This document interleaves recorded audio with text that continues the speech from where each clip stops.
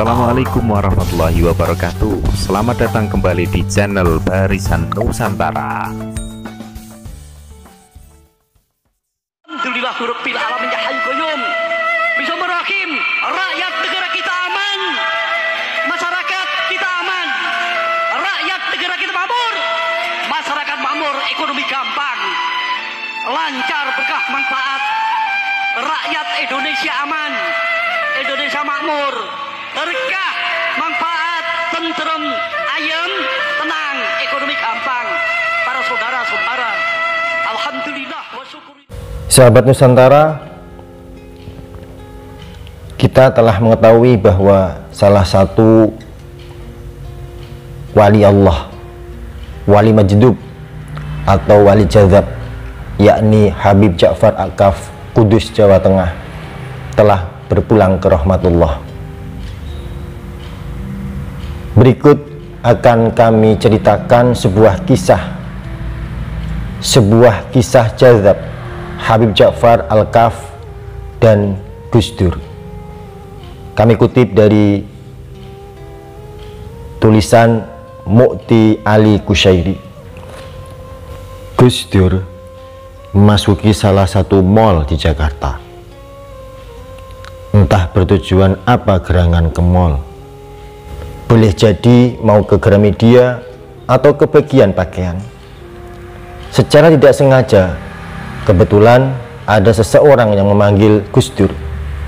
Gus Dur. Merasa ada yang memanggil, Gus Dur pun menoleh ke arah orang yang memanggilnya. Ternyata yang memanggil adalah orang yang sangat dikenal oleh Gus Dur, yaitu Habib Ja'far Al-Kaf Kudus. Karena memang mereka berdua sahabat karib atau boloplek menurut orang Jawa. Gus Dur menghentikan langkahnya dan berbelok menuju dan menghampiri Habib Ja'far Al-Kaf Kudus. Mereka berjabat tangan erat, masing-masing tanya kabar dan berbicara ringan, ngobrol ngalor ngidul. Tiba-tiba saja Habib Ja'far Al-Kaf mengajak Gus Dur berkunjung ke toko kaset. Ya, toko kaset pita. Karena ini kisah jauh sebelum reformasi. Orba atau Orde Baru sedang di atas puncak kekuasaan dan kekuatannya. Gus Dur masih ketua PBNU. Habib Ja'far tahu kalau Gus Dur suka musik. Gus Dur pun bersemangat mengikuti ajakannya. Sesampai di toko kaset, Habib Ja'far memborong kaset Obi Mesah dan dihadiahkan kepada Gus Dur.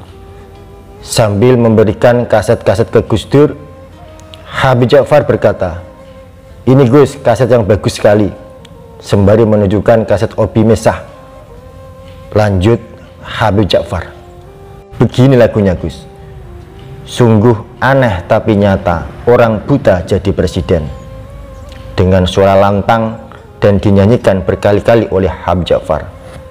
Syair itu gubahan atau plesetan Habib Ja'far dari sepenggal syair. Sungguh aneh tapi nyata, takkan terlupa, yang terdapat dalam lagu kisah kasih di sekolah Obi Mesah yang meluncur tahun 1987. Tentu saja Habib Ja'far tidak berniat menghina dengan kata buta, akan tetapi Habib Ja'far sedang menyuarakan suara hatinya yang jujur atas suatu misteri masa depan yang akan terjadi, sebentuk menyibak tabir dengan bahasa simbolik atau tanda yang menandai sesuatu yang dituju. Gus Dur yang paham betul dengan sahabat karibnya itu memilih tersenyum dan berterima kasih. Gus Dur paham bahwa sahabatnya itu adalah kekasih Allah, wali yang weruh sadurunge minoro, tahu sebelum kejadian. Barangkali inilah yang disebut la ya'riful wali ilal wali, tidak mengenal seorang wali kecuali wali. Beberapa tahun kemudian Pak Harto lengser ke Prabon, Orde Baru runtuh, reformasi meletus. Lagu Habib Ja'far, gubahan dari lagu Obi Mesah, menjadi kenyataan. Gus Dur jadi Presiden Republik Indonesia. Perlahan tapi pasti weruh sadurunge winara, Habib Ja'far dikenal publik. Dua pemilihan presiden SBY dan Jokowi membuktikan itu. Habib Ja'far bersuara bahwa yang akan jadi SBY, ya betul, SBY yang jadi presiden 2 periode. Habib Ja'far bilang yang akan jadi presiden adalah Jokowi, ya benar, Jokowi jadi presiden 2 periode. Habib Ja'far dengan suara yang mantap menyatakan Pak Jokowi dadi meneh ping pindho. Pak Jokowi jadi lagi 2 kali. Kalau kita menyimak suaranya, sepertinya Habib Ja'far sangat yakin dengan apa yang diucapkannya. Bahkan seakan sesuatu yang sedang dikatakan adalah nyata dan hadir di depan mata. Padahal berisi sebuah prediksi masa depan yang masih banyak kemungkinan yang akan terjadi. Sebab seringkali beliau mengatakannya berkali-kali, Jokowi presiden, Jokowi dadi meneh, Jokowi dadi meneh. Habib Ja'far terkenal majnun, orang yang kesadarannya ditarik dari kesadaran manusiawi ke kesadaran ilahi. Karena memang jadab arti dasarnya tertarik, sehingga gaya hidup dan pandangan hidupnya seringkali berbeda dengan masyarakat umum. Kehidupan dan cara memandang sesuatu terlihat anti mainstream, khawarik al-adah. Mungkin bagi kita yang awam, kita hanya melihat fisiknya Habib Ja'far, rambut gondrong, kumis tebal sampai menutupi bibirnya, kuku-kukunya yang panjang-panjang. Akan tetapi fisiknya terlihat selalu bersih. Tapi kita tidak tahu gerak perubahan substansial yang terjadi di alam spiritualitasnya yang dinamis dan dahsyat. Selain Habib Ja'far Al-Kaf, ada Habib Syekhon yang terkenal masjidub. Di kalangan para kiai pun kita banyak mengenal kiai-kiai yang masjidub atau jazab. Dalam kitab dan dalam pengalaman realitas bahwa jazab itu ada 2 macam. Pertama, jazab yang bersifat sementara alias berbatas waktu. Ketika sedang jazab, seseorang hidup anti mainstream.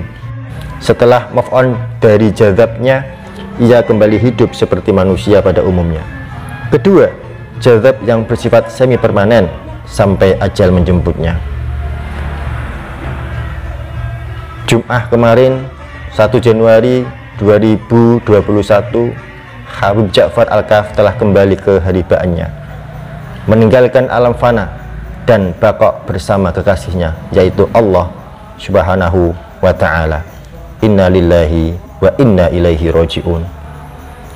Kedua sahabat karib Habib Ja'far dan Gus Dur meninggal alam fana ini hanya beda 1 hari. Gus Dur wafat 30 Desember, Habib Ja'far wafat tanggal 1 Januari. Pesan substansial yang saya tangkap bahwa betapa Habib Ja'far Al-Kaf sangat mencintai bangsa dan negara ini, sehingga tak pernah berhenti memikirkan dan mendoakan untuk kebaikan dan kemaslahatan bangsa ini. Habib Ja'far adalah salah satu patok panceng dan rujukan bagi bangsa ini. Marja telah meninggalkan kita semua. Kagum beliau berdua, Habib Ja'far Al-Kaf dan Gus Dur. Lahumal Fatihah.